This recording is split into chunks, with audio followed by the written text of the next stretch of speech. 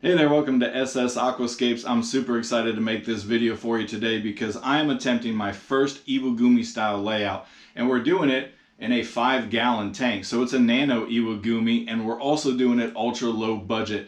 We're using free rocks we found in nature. We're reclaiming plants and substrate from other tanks that we have, and we're just trying to do it as cheap as possible.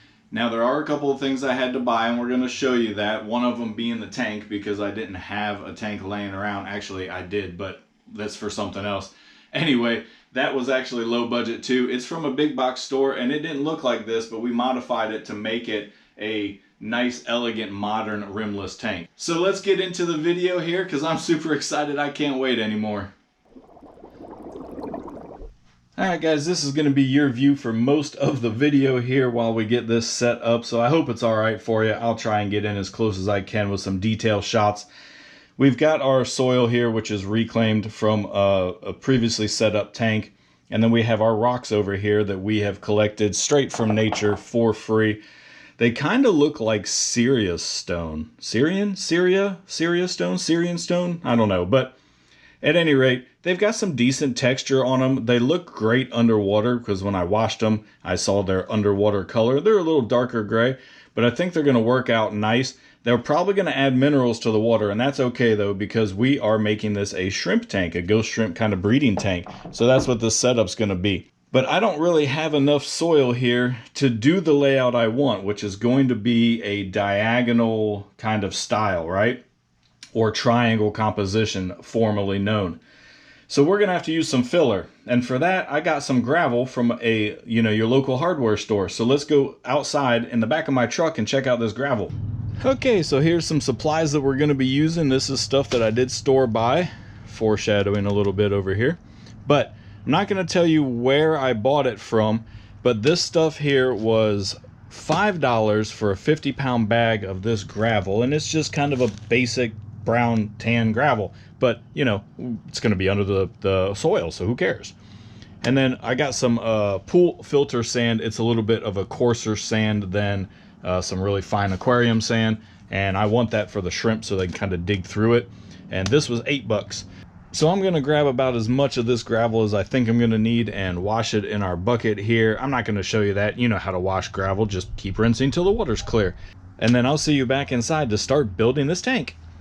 Here's our washed gravel. It's actually a very pretty gravel. Once you get all that brown dust kind of washed off of it, it's a lighter color than I thought.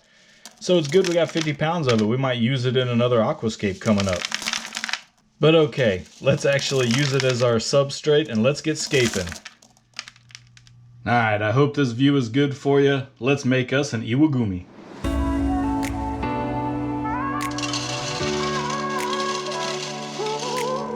And since this is a low budget tank and low light, as you'll see later in the video here, we need as much beneficial bacteria as we can.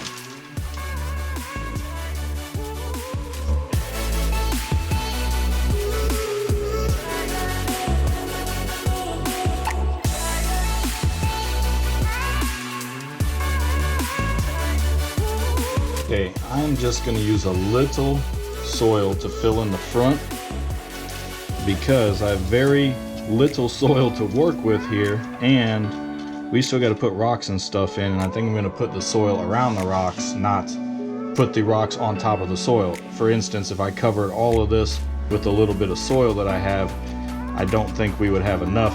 So I'm going to put the rocks in first, and then we'll put soil around and on top.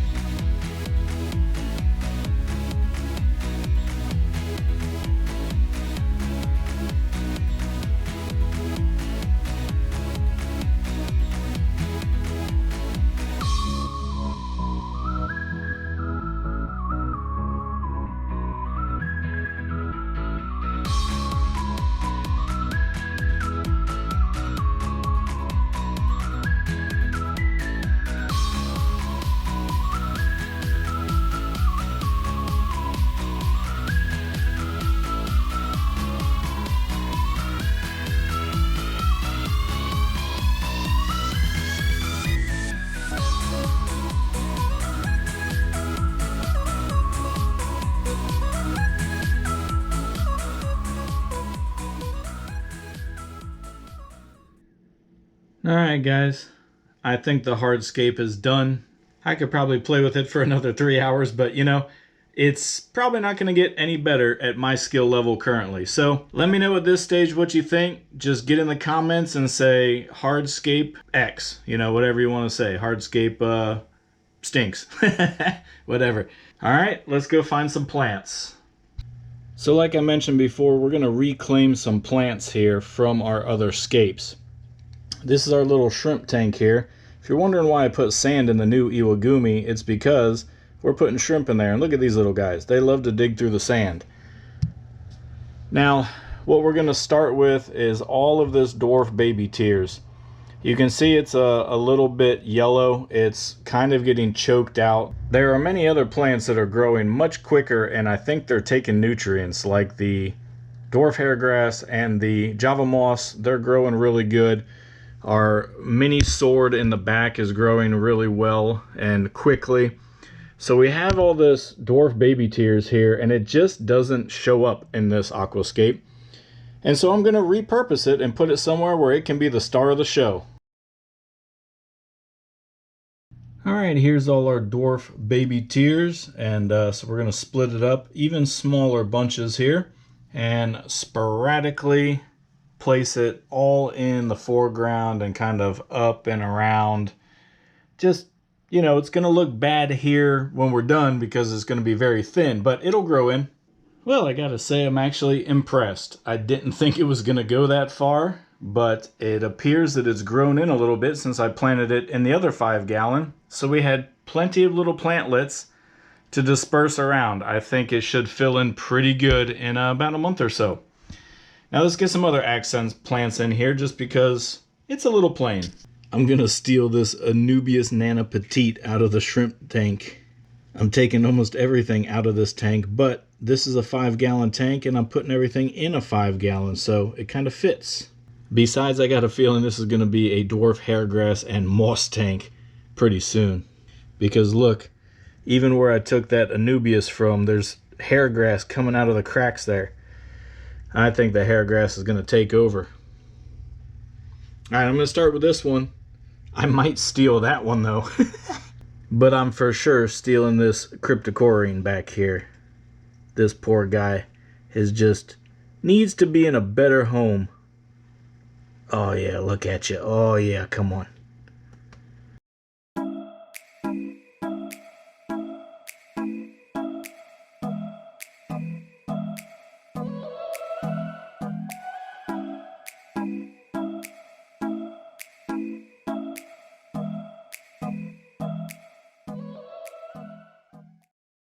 Alright, I think that little Anubias Nana Petite there looks pretty good, just kind of popping out of the rock, kind of the center showpiece plant.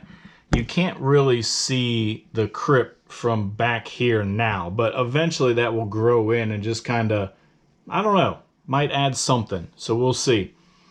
I think we just need a little bit more detail here. I want to keep it pretty simple, but I'm going to put some moss around the cracks and crevices of the rocks. So let's drop some moss in here, and then let's fill it up. Welcome, you're inside the cabinet where the tank's actually going to go. I got some light in here, so it's easy for me to work in this little space, and I can sit on the floor. But I got some Java moss right here, and I don't remember what kind of moss this is, but it's really long. Produces this really long, stringy kind of leaves, so I'm going to scavenge from these two grow out rocks that I have here. I'm going to make little moss packets and I'm going to stick them in the rocks.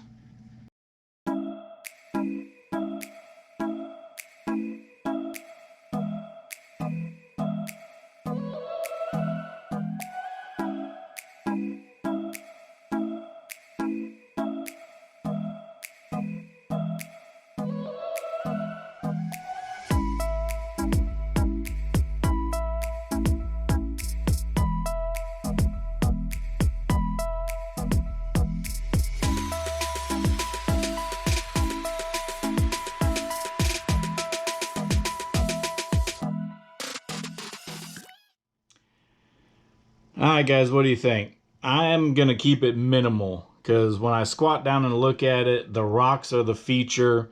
The dwarf baby tears are gonna fill in and hopefully create a real nice carpet up and over the rocks. We have little touches of moss that you can't really see under the shadows. One feature plant are Anubias nanopetite. I guess we have two feature plants. The Cryptocorean parva is in the back there, but you can't really see that little guy right now. Just a couple little touches of moss. I mean, this stuff grows like crazy, so we can always spurt it around more if we want. There's a little teeny piece of moss stuffed in right here. It might make it, it might not, I'm not sure. But I think that's it, man. I would say that this is a pretty decent traditional Iwagumi style tank. I have my little beach over here. This is actually where I'm going to feed the shrimp, being that this is a ghost shrimp breeding tank. So yeah, guys, what do you think, man? Drop a comment. I like to hear from everybody and see, you know, if you have suggestions, like should have done this, should have done that, or hey, I love it and teach me, which I can't really do. I'm still an amateur myself. But anyway, guys, I'm going to go ahead and get this thing filled up with water, and we'll get the shrimp and stuff in there, and then we'll do a little clip to show you what it looks like filled in. Oh, I forgot to mention, by the way, it's got to go in this hole. These little lights right here are actually lights that I removed from those old plastic hoods you get on the cheap aquarium kits. So that's what these guys are here. And we're going to just stuff this thing in the hole and see what it does under some, you know, low LED. I'm assuming it's 6500 Kelvin, but yeah, we're just going to, you know, stick this tank in that hole and let it go. Which I did kind of forget that I have to pick this thing up and stick it in there. Oh boy.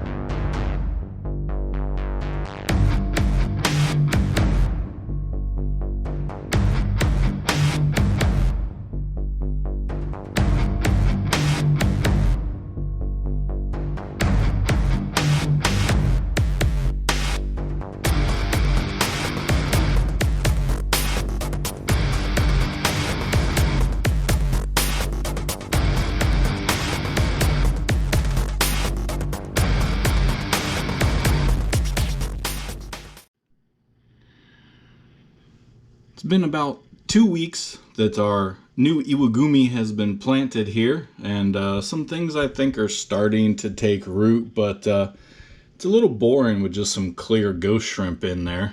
But we got some chili rasboras that we're going to put in there, 6 of them. Now they're almost done dripping, so they should be good to plop in there. So we're going to get them in there and see if they color up a little bit. Obviously they are freaked out, so they're just almost clear. And they are juveniles, I think. So, you know, they probably won't have too much color, but we'll get them in the tank and we'll show you.